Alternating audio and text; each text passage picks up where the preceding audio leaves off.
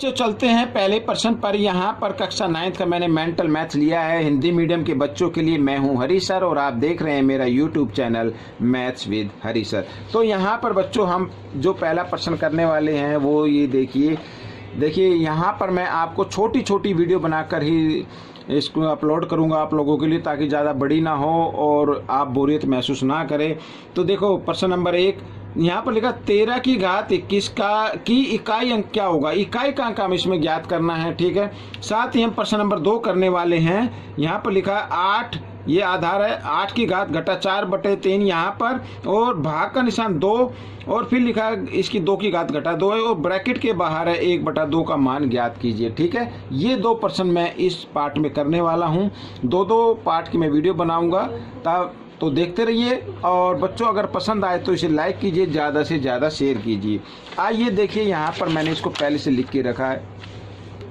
अब मैं आपको थोड़ा सा एक और बताना चाहता हूँ। अगर इस तरीके का कोई भी प्रश्न आपके कंपटीशन में आ जाता है या क्विज में आ जाता है, कहीं पे भी आ जाता है, तो आपको एक काम करना है बच्चों यहाँ पर, ठीक है। इससे आगे भी बढ़ा सकते हैं। देखो 1 की कितनी भी घात आए तो उसका आंसर हमेशा क्या आता है, 1 ही आता है। 5 की घात कितनी भी आए तो उसके इकाई अंक पर कितना आएगा, 5 ही आएगा, ठीक है। यहाँ पर आप देख रहे हैं 6 में भी ऐसे ही होता है, 6 आता जाता है। और 4 के अंदर क्या होगा, अगर 4 की घात आती है 2 3 4 तो 6 4 6 4 ऐसे रिपीट होता जाएगा, यानी हर 2 डिजिट के बाद ये क्या होगा, रिपीट होगा। और यहाँ पर 3 में देखो 9 7 1 3, फिर आएगा 9 7 1 3 ऐसे, यानी हर 4 डिजिट के बाद ये रिपीट होता जाएगा, और 7 में भी हर 4 डिजिट के बाद ये रिपीट होता जाएगा। तो अब हम इस प्रश्न को हल करने वाले हैं। तो सबसे पहले बच्चों हमें करना कैसे, देखो यहाँ पर जो घात दी हुई है उस घात को ले लेते हैं और इसको, ठीक है। यहाँ पर क्या है, 3 है, क्या है 3, तो 3 की घात जब हम लेते हैं तो कितनी बार रिपीट हो, कितने डिजिट के बाद रिपीट हो रही, 4 के बाद हो रही। तो हम क्या करेंगे, इसको 4 से भाग कर देते हैं, 4 पंजे 20, यहाँ पर ये 1 बचा।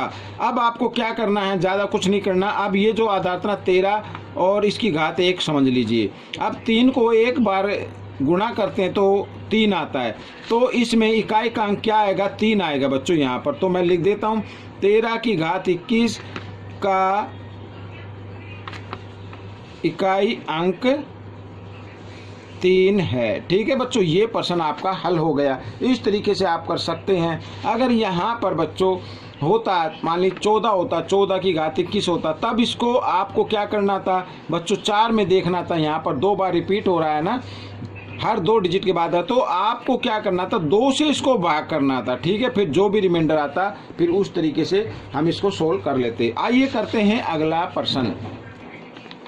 यहाँ पर बच्चों देखो मैं जल्दी से करता हूँ। 8 की घात घटा 4/3 है, ठीक है। तो हम 8 को भी घात में लिख लेते हैं, 8 को लिख सकते हैं 2 की घात 3, और यहाँ पर ये ब्रैकेट बना देता हूँ घटा 4/3 इस तरीके से, बीच में भाग का निशान, और यहाँ पर तो 2 की घात घटा 2 है, और यह मैं बिग ब्रैकेट बना देता हूँ, और इसकी सारे की घात है 1/2, ठीक है।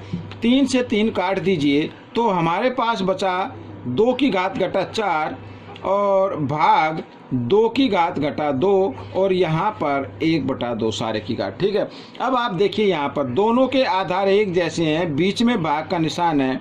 मैंने पहले पार्ट में आपको बताया, जब ऐसे हालात होते हैं, ऐसी स्थिति आती है कि आधार एक जैसे हों, बीच में भाग का निशान हो, तो उनमें से एक आधार लेना है और उनकी घातों को क्या कर देना, घटा देना है। ये तो पहली घात हो गई, ये दूसरी घात हो गई, और घटाने के लिए आपको घटा का निशान लगाना होगा, ठीक है, इस तरीके से। और यहाँ पर ये 1/2 मैं इधर लिख लेता हूँ। आइए आगे कर ले, इधर बढ़ा लेता हूँ मैं। तो देखिए 2 यहाँ पर घटा 4 और यहाँ पर घटा जमा हो गए, तो इस तरीके से हम इसको लिख सकते हैं बच्चों। यहाँ पर बिल्कुल मैं डिटेल से बता रहा हूँ, आप समझे इसको।